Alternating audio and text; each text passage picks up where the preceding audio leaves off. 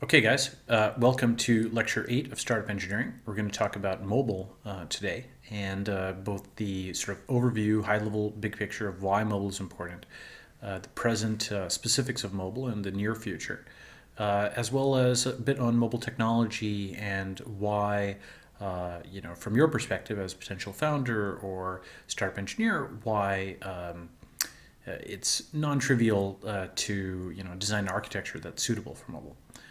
So without further ado, let's begin.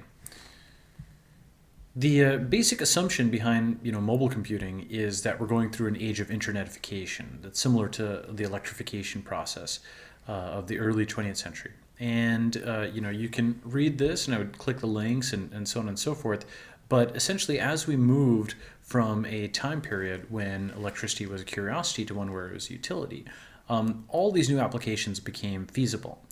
And to really put your head in the framework of mobile, think about what you would build if there was an internet connection available at all times in all places, wireless or not wireless, and what kinds of apps you would build at that time. I mean, the reason that photo sharing became such a big hit is that for the first time over the last 5 years, we had hundreds of millions of internet connected cameras.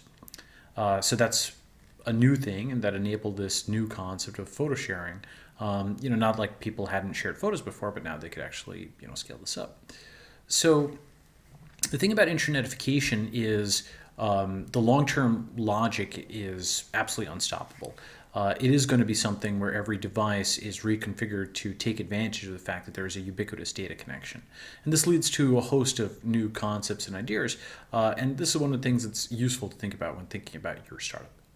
One way of getting some sense of the scale of what's going on within mobile is to look at a few plots. So this one over here shows that this right now, as of mid 2013, 1.5 billion smartphone users and 5 billion mobile phone users. So that's phenomenal, right? That means that more than 70% of the world has a mobile phone and 20% has a smartphone. So that's unprecedented. We've never had that level of global connectivity. It's much deeper and much broader and much wider than desktop computers ever were. Everybody has a phone, and now they all have, or they soon will all have a computer. In terms of where that growth is distributed, this is a good slide again from the same Mary Meeker slide deck.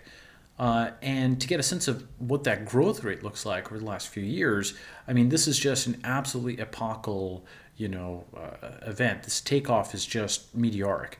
Starting in 2007 with the iPhone, and then 2010 with the iPad, the liftoff has been phenomenal. And these two new form factors combined outstrip consumer PCs. The tablet probably will have overtaken the consumer PC in terms of units sold by the time 2013 is done, if it hasn't already. And this is of course a rate in the sense it's still got to catch up to this installed base over here, but even that won't happen too far in the future. And the thing about this is that this means that mobile is not a fad. It means that the majority of computing devices installed on the planet Earth are going to be mobile devices. And it means that you want to rethink your apps for this context.